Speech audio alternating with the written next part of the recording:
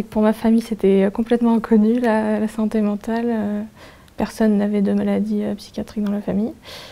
Donc, oui, ma mère et ma sœur ont été plutôt, enfin, surtout ma mère du coup, était plutôt assez choquée. Elle savait pas trop comment gérer le truc, elle avait peur, parce qu'elle ne connaissait pas la maladie.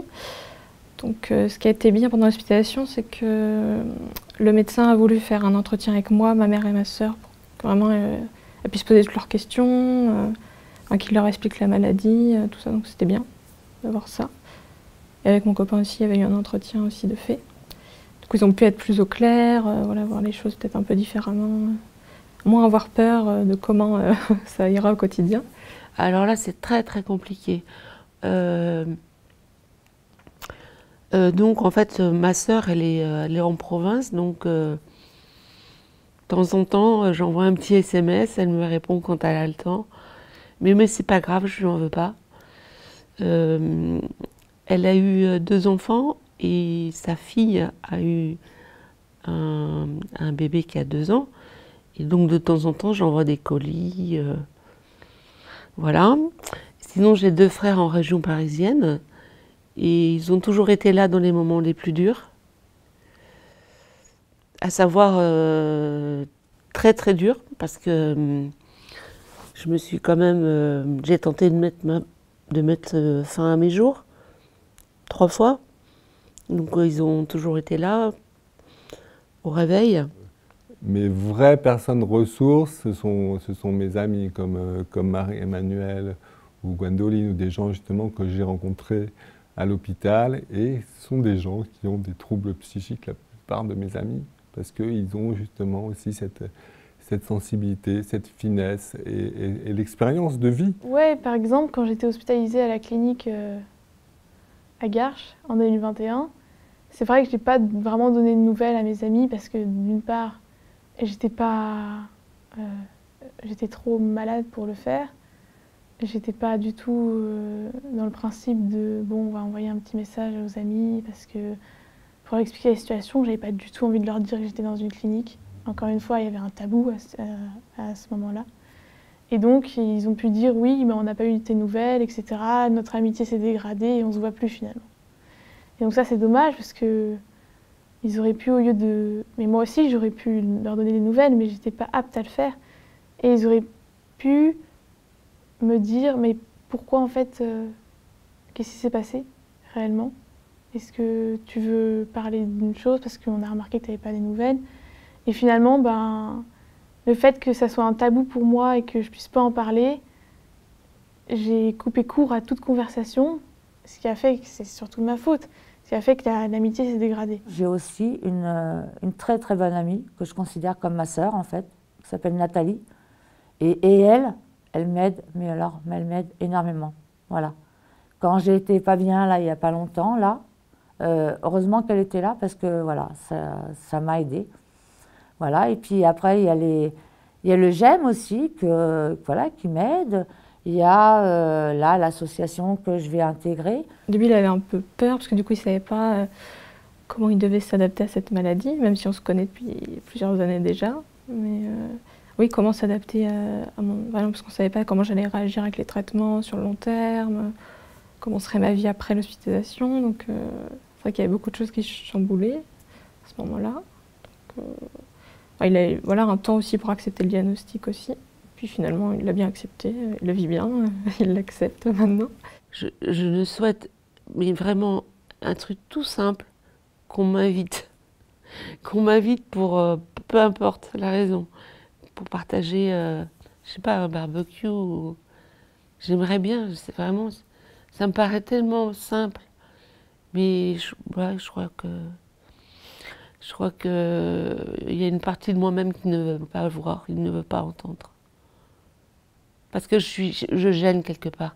Je suis un peu l'élément mais je leur en veux pas. Je leur en veux pas. Parce que si j'étais à leur place, peut-être je ferais pareil. Quand j'ai annoncé dans le groupe famille sur WhatsApp, c'est bon, je suis diagnostiquée, je suis bipolaire, c'est officiel, et ben là j'ai eu des réactions de mes frères très enthousiastes en me disant ah bah c'est génial, tu mets un nom sur ce que tu as, tu vas pouvoir avancer avec, on est très content pour toi.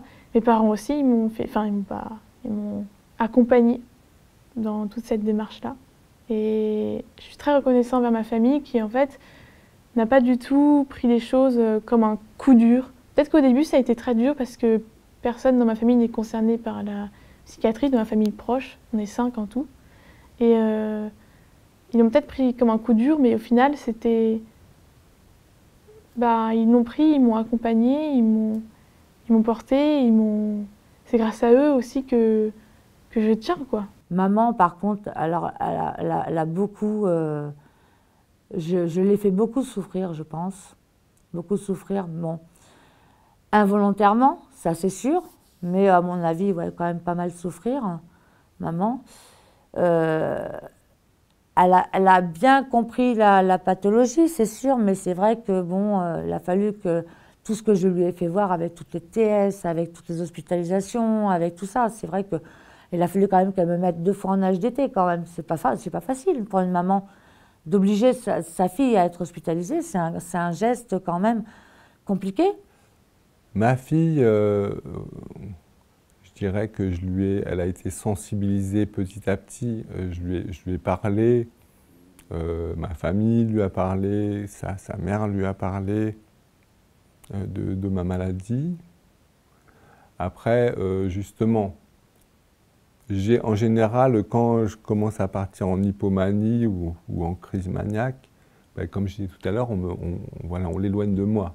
Et je trouve ça bien, c'est parce qu'en effet, au tout début, quelquefois ça m'est arrivé de l'avoir au téléphone, j'étais un petit peu up et donc je commençais à lui parler vite ou à lui faire des déclarations d'amour ou des choses voilà, qui étaient pas vraiment comme d'habitude, trop intenses, trop à vif, trop voilà, trop speed et tout. Voilà, donc ça lui a fait peur.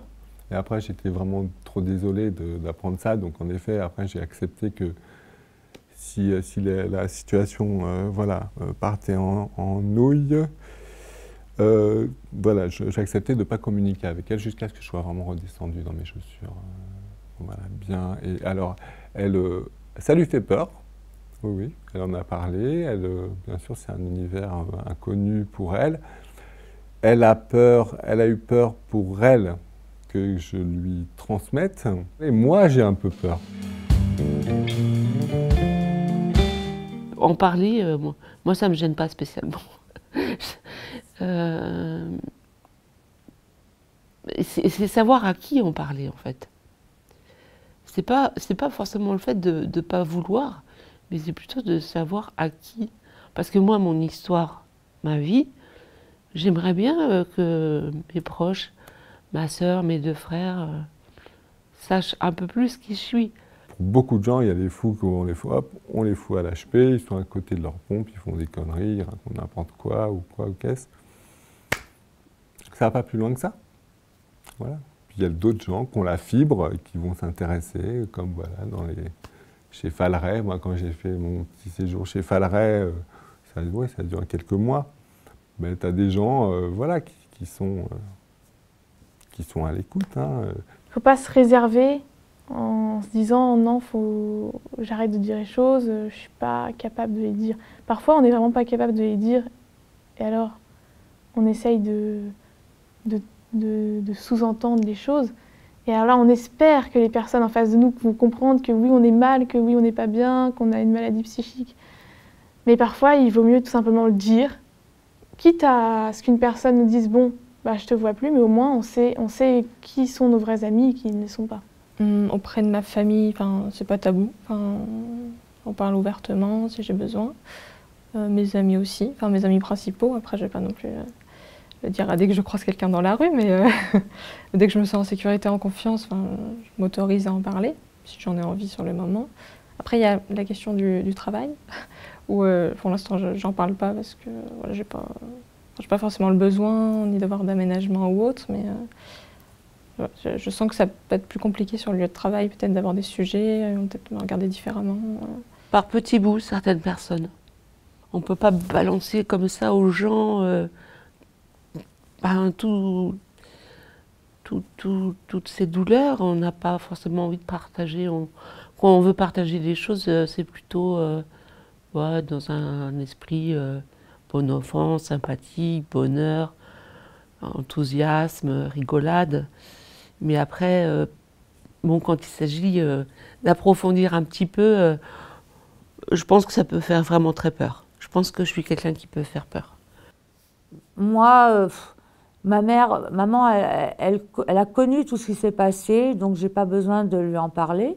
Bon, c'est vrai que quand elle voit que je suis pas bien ou quoi que ce soit, il y a des fois, je préfère le cacher, en fait. J'ai pas envie de la peiner ou de lui en rajouter, parce qu'elle a des problèmes de santé aussi, donc j'ai pas envie, voilà, de l'embêter ou de lui en rajouter. Après, mes neveux, bon, ils ont leur vie, enfin, ils ont leur vie. Mon neveu, le grand, il a 18 ans, l'autre a 16 ans, l'autre a 13 ans. J'ai pas envie non plus de les embêter non plus avec ça. Donc après, moi, je reste dans mon entourage, c'est-à-dire mes médecins. Moi, j'ai ma petite copine à Nathalie, voilà, je préfère pas non plus embêter tout le monde avec mes histoires, quoi. J'ai arrêté de travailler en psychiatrie après l'hospitalisation. Du coup, j'ai mis un peu de temps à retrouver ce que je voulais faire. C'était un peu difficile cette période. Donc, je me suis rapprochée de Pôle emploi. Et puis, lors d'un atelier Pôle emploi, il y a le métier de préparateur en pharmacie qui s'est proposé à moi, entre guillemets. Et du coup, oui, je commence mon apprentissage début juillet. Moi, je travaille déjà dans la pharmacie en tant que rayonniste, là, actuellement. Et puis, je commence mon apprentissage début juillet pour 2 ans. Moi, j'ai perdu mon travail, bien sûr. Bien sûr.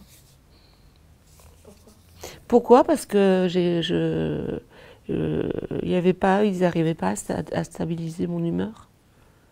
J'ai subi un harcèlement moral dans un des bureaux où je passe. Donc, j'en ai parlé à la médecine du travail. Alors, ils m'ont dit, bon, on va vous changer de bureau.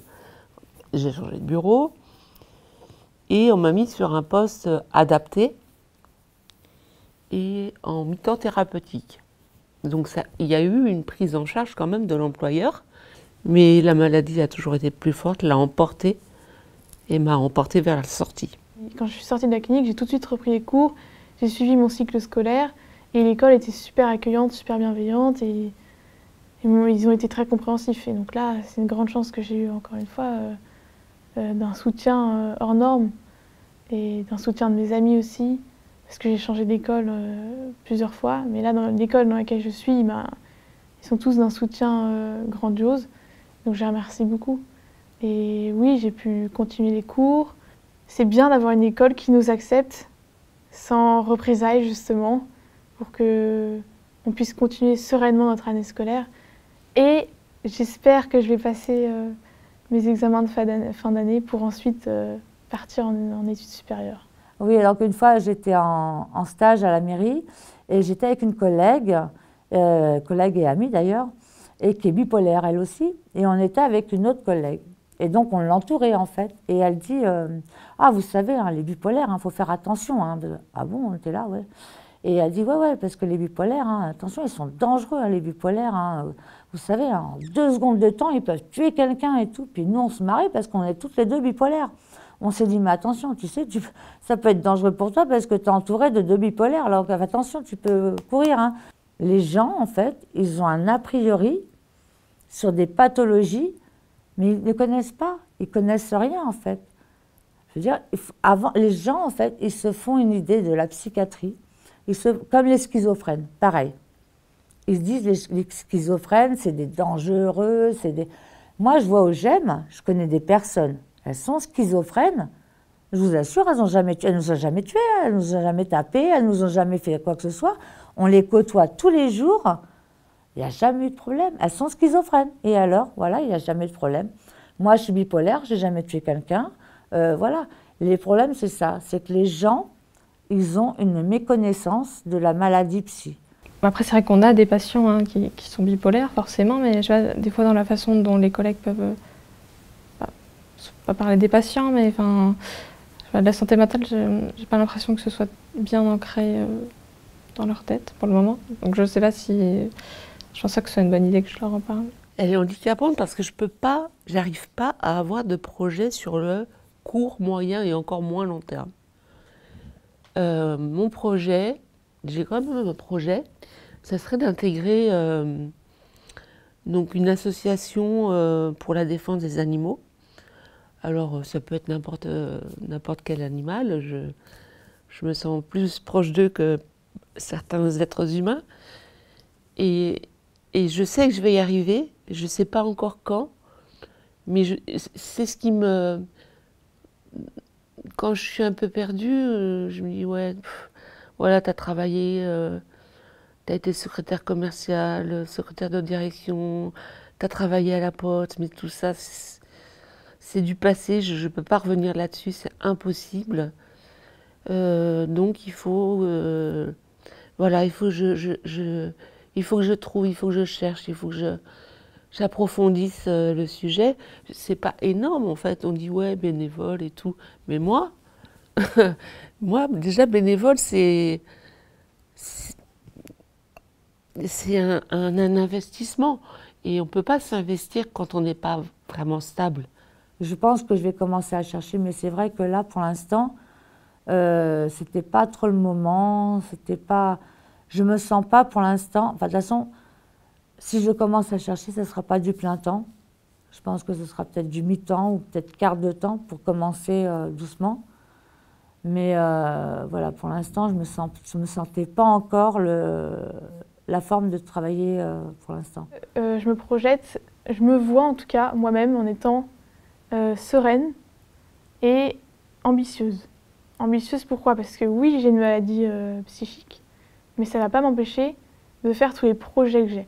Et là, je me suis rendu compte qu'il y avait plein de projets qui se réalisent, qui sont en train de se réaliser.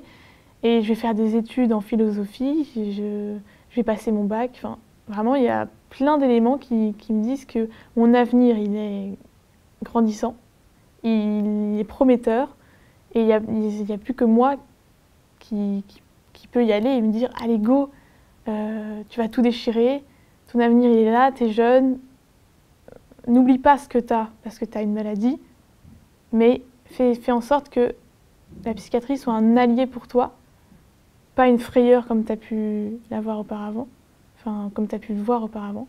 Et vraiment, donne tout, parce que tu n'as qu'une seule vie, et donc vis le maximum de choses que tu peux vivre, avec des projets, avec des amis, avec la famille. Donc mon avenir, je vois plutôt une vision ambitieuse de l'avenir.